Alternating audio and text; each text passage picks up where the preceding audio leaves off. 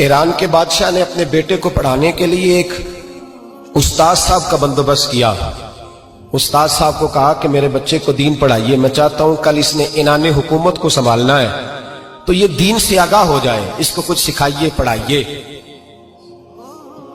بہت نیک بزرگ بڑے درویش عالم پڑھانے لگے، اسباق مکمل ہو گئے، دین کے اسباق قرآن مجید پڑھایا، احادیث طیبہ کا درس دیا، اصول فقہ سے روشناس کرایا۔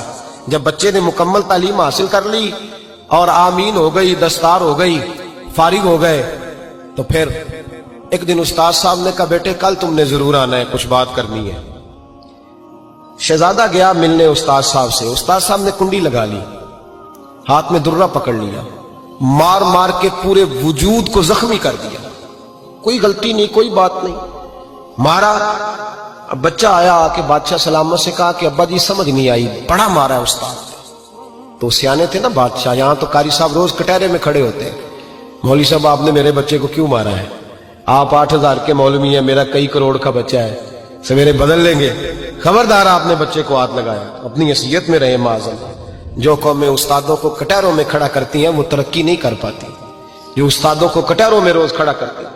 کہا ابا جی بڑا مارا ہے، تو والد بڑے سمجھدار تھے، کہنے لگے بیٹا استاد باپ ہوتا ہے، وہ زیادتی نہیں کرتا، کوئی بات ہوگی، میں تیرے استاد کو کٹہرے میں نہیں بلاؤں گا۔ اماں سے بات کی، اماں کہنے لگی بیٹا میں تیرے باپ سے کیسے بات کروں، ڈر رہا تھا۔ وقت گزر گیا، 22 سال بیت گئے، 22 سال گزر گئے، بادشاہ کا انتقال ہوا، شہزادہ تخت پہ بیٹھا، پہلا حکم یہ دیا کہ میرے استاد کو بلاؤ، پہلا حکم۔ استاد جی بوڑھے ہو گئے تھے، چھڑی کے اوپر ٹیک لگا کے آئے اور بھویں سفید ہو کے جھک گئی تھیں، یوں آنکھ کھول کے بڑی مشکل سے دیکھا، کہنے لگے شہزادے حکم ہو۔ کب میں شہزادہ نہیں، اب میں بادشاہ بن گیا ہوں۔ استاد جی 22 سال بیت گئے، آپ نے مارا تھا، پر وہ درد چونکہ زیادتی کی تھی، میرا قصور کوئی نہیں تھا، تو نہ میری روح سے درد گیا ہے نہ میرے جسم سے گیا ہے، میں بے اختیار تھا، پوچھ نہیں سکتا تھا، آج با اختیار ہوا ہوں۔ سب سے پہلے پہلا حکم آپ کو دیا، بلایا ہے، بتائے کیوں مارا تھا، کیوں مجھے مارا تھا، میری زیادتی بتائے۔ تو استاد بوڑھے استاد کی آنکھیں آنسوں سے بھر گئیں، کہنے لگے بیٹے بس آج کے دن کے لیے مارا تھا، یہ جو دن آ گیا نا میری زندگی میں اس لیے مارا تھا، یہ میں چاہتا تھا میری زندگی میں وقت ہے، آج کے بس میری مراد پوری ہو گئی۔ کہا صاحب کس لیے، مجھے بھی سمجھائے۔ آپ فرمانے لگے کتنی دیر ہو گئی تجھے مار کھائے ہوئے، کتنا زمانہ بیت گیا؟ کہنے لگا 22 سال۔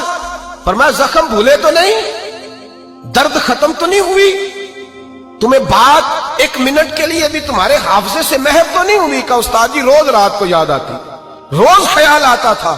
استاد کہنے لگے بھائی تو بے اختیار تھا، پوچھ نہیں سکا، 22 سال تجھے یاد رہا، مجھے پتا تھا تو ایک دن حکمران بنے گا، میں نے تجھے اس لیے مارا تھا کہ بیٹے یاد رکھنا، کسی پہ ظلم نہ کرنا، اگر تجھے 22 سال تک یاد رہا ہے تو جس پر تو ظلم کرے گا اسے بھی قیامت تک یاد رہے گا، اور یہ یاد رکھنا تو آج با اختیار ہوا تو تو نے مجھے بلا لیا ہے، قیامت کے دن غریب با اختیار ہو جائیں گے، مظلوم با اختیار ہو جائیں گے، وہ با اختیار ہوں گے، للہ الواحد القہار، رب کریم کی بارگاہ کے اندر ان کا اختیار ہوگا، اکیلے اللہ کی حکمرانی ہوگی، پھر وہ بلائیں گے بڑے بڑے کج کلاہ، دنیا میں جن کی پگڑیاں اونچی تھیں وہ سر جھکائے کھڑے ہوں گے، دنیا میں جو ڈکٹیٹر بنتے تھے ان کی پشتیں لال ہوں گی، ان کو غدار لکھا جائے گا، قیامت تک نہیں بھولے گا۔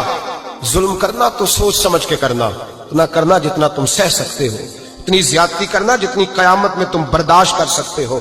میرے نبی کریم صلی اللہ علیہ وسلم نے فرمایا ظلم سے بچو، یہ قیامت کے اندھیروں میں سے ایک اندھیرا ہوگا، زندگی میں زیادتی نہ کریں، اگر تھوڑی دیر کے لیے کوئی چیز برداشت کر جائیں گے تو وہ فائدہ دے جائے گی، کچھ دیر کے لیے اگر سہ جائیں گے تو نفع مل جائے گا، سہنے کی کوشش کریں۔